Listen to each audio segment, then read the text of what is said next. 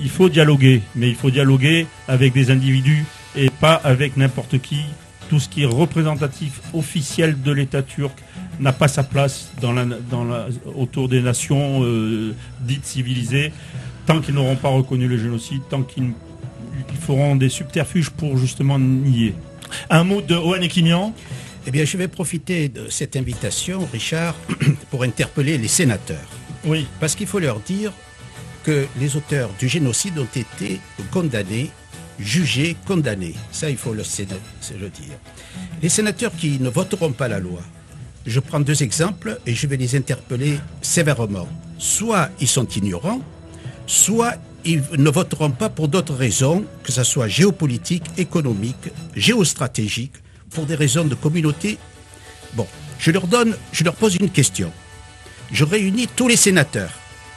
J'en tue un, j'en assassine un. Oh là, devant tout le monde, je suis l'assassin. Je suis jugé par les cours d'assises de France. Sentence, je suis acquitté. Je pose la question aux sénateurs, pourquoi la cour d'assises de France m'acquitte? Je répondrai à cette question, tous les sénateurs qui voudront avoir la réponse. Merci Ohan. Didier Parakian, dans les nouvelles d'Arménie Magazine, vous dites: le combat pour la vérité est noble et fédérateur car il concerne l'espèce humaine, qui est elle-même affectée dans sa dignité. Oui, je suis d'accord et je pense que notre rôle aujourd'hui, c'est tous ensemble. Il n'y a pas de problème de droite, il n'y a pas de problème de gauche, on doit lutter, mais je pense qu'on est tout proche là. Je pense qu'avant la fin de l'année, on doit y arriver parce qu'on est unis, que ce soit l'Arménie qui soit de plus en plus forte, qui soit une diaspora plus active, ensemble, on doit lutter pour que notre peuple sorte plus fort et plus renforcé de ses combats. Pascal Chamassian, dans ce genre de combat, l'union fait la force, peu importe le clivage politique. Ah ben bien sûr, puisque ça a été le sens de tout notre combat depuis des années, qui continue à l'être, et qu'aujourd'hui, il faut bien se dire que ce combat dépasse tous les clivages, et heureusement, parce que c'est la défense de l'humanité et des droits de l'homme. Je suis quand même satisfait, moi, d'avoir entendu Didier s'exprimer de la sorte, et je préfère le Didier septembre 2010 que septembre 2009, et qu'on se retrouve ensemble dans un combat. J'ai signé sa pétition, j'ai été un des premiers, je crois. Oui. Et c'est une initiative personnelle, mais qui a le mérite d'exister. Le combat collectif continue, toutes tendances confondues, il faut qu'on y aille. Le CCF fait un gros travail de lobbying derrière, c'est pas pour rien si le 5 juillet, je le redis, c'est pas neutre d'arriver à faire accepter un parti de mettre ce texte à l'ordre du jour. Voilà, c'est tous ensemble, que chacun agisse, j'allais dire, dans ses clochers, pour que chacun puisse être là, présent, le moment venu. Voilà, eh bien, on va écouter juste un court extrait de la pétition qu'a lancée donc Didier Parakian. Citoyen français d'origine arménienne, issu d'une famille de réfugiés arméniens fuyant le génocide, j'ai toujours été sensible à la mémoire qui est pour nous, Arméniens de la diaspora, un socle qui nous lie à nos racines. Dans le monde, de nombreux pays, organisations internationales, Sénat et Parlement ont reconnu et condamné le génocide arménien. Et d'ailleurs, pour écouter entièrement donc cette déclaration et cet appel de Didier Parakian sur Internet, je vous rappellerai l'adresse URL sur Internet dans quelques instants. Didier Parakian, on pourrait dire donc que, au-delà, encore une fois, des clivages politiques, ce qui réunit les Arméniens est plus important que ce qui les divise. Oui, effectivement, je dis d'ailleurs dans ce texte que 4 ans de blocage au Sénat, ça suffit. La France ne peut brader la mémoire d'un peuple qui a subi un crime contre l'humanité, contre quelques contrats économiques avec une Turquie qui est visiblement loin des valeurs européennes en matière de mémoire. Voilà ce que je dis. Merci messieurs. Malheureusement, on a été obligé d'interrompre la partie donc pénalisation du négationnisme. Il nous reste juste une petite minute pour donner donc les sifflets, les coups de sifflet, les coups de cœur du Club Ararat TV Dialogue. En une phrase. Là, on vous demandait donc à chacun quel est pour vous, chacun d'entre vous, l'événement que vous avez le plus détesté, ou à contrario, celui que vous avez le plus apprécié au cours de ces dernières semaines. On commence par Jacques Denavédian.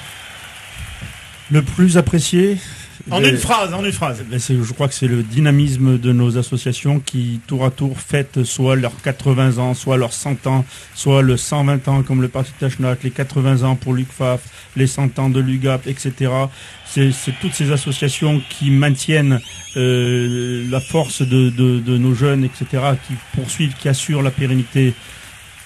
D'accord, donc un bon point pour toutes les associations qui travaillent énormément. Mauvais point pour qui, Jacques ? Mauvais point pour ce qui se passe actuellement sur la frontière du Karabakh, où encore une fois il y a un jeune Arménien qui est tombé pour protéger son territoire. Pascal Chamassian, coup de sifflet. Alors, coup de sifflet, donc le mauvais point. Oui. À la Turquie, je pouvais pas faire autrement aujourd'hui. Oui. Donc la Turquie qui organise un show autour de l'église Sainte-Croix d'Artamar, un show fabriqué, négationniste, et qui dans le même temps emprisonne un intellectuel allemand d'origine turque qui a remis les pieds en Turquie parce qu'il avait, il y a quelques années, ou que c'est un défenseur de la reconnaissance du génocide arménien. Donc la Turquie dans toute sa splendeur, voilà pourquoi il ne faut rien lâcher.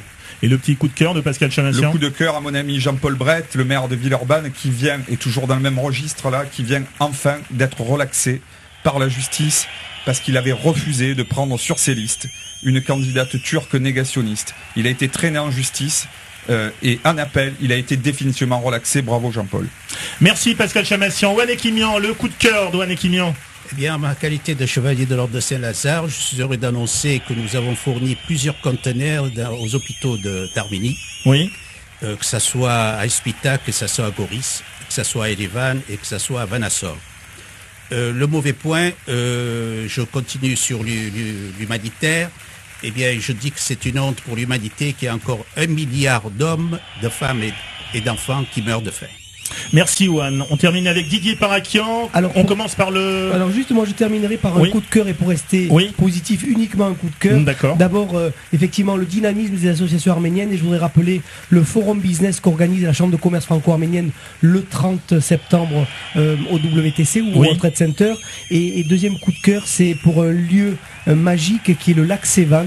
J'ai eu un petit garçon qui s'appelle Sévan qui a 10 mois et nous allons toute notre famille le baptiser sur le lac Sévan la semaine prochaine au début octobre en Arménie. Et puis un scoop à nos auditeurs, vous savez que le stade Senafrica, la pelouse a été posée l'année dernière et Roland Blum avait lancé l'idée de rebaptiser le stade Senafrica et dans la shortlist des 3 noms qui sont retenus, il y a Arménia, Sévan et Ararat et j'espère que que Sévan sera retenu pour baptiser ce stade emblématique de la communauté arménienne. Voilà, c'est la fin de ce numéro du Club Ararat TV Dialogue, spécial pénalisation du négationnisme. Vous pouvez vous aussi vous rendre sur le site, ça vous prendra à peu près 20 secondes pour signer la pétition www.pétition-génocidearménien.com. Je répète, www.pétition-génocidearménien.com. Merci à vous 4, Didier Parakian, Pascal Chamassian, Jacques Donabédian et Ouane Ekimian étaient les invités du club Ararat TV Dialogue. Vous pourrez retrouver cette émission en podcast sur le site d'Ararat TV, la web TV franco-arménienne, www.ararat-tv.com. Merci de votre attention et à très vite sur Dialogue et Ararat TV.